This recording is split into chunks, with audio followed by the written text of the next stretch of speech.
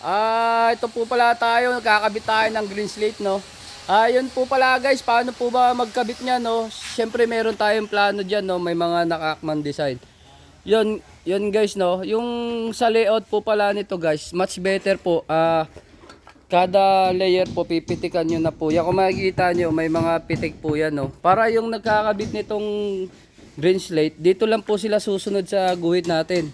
At the same time, pag nangyari siya, dire-diretso po siya, no, pantay. Ayan po ang kainaman yan guys, no.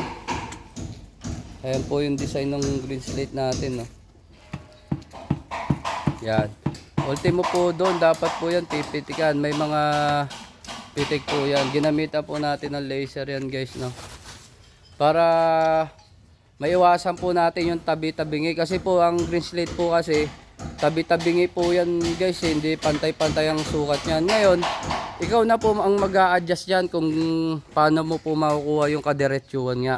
Yun nga po, like I said, pitikan po natin tapos guhitan na lang kung yung mas malaki yung green slate, putulan natin sa edge yan, no, ng diamond cutter, no. So yun guys, thank you po pala, no. Sana nakatulong yung layout natin sa pag-installation ng green slate. Thank you guys.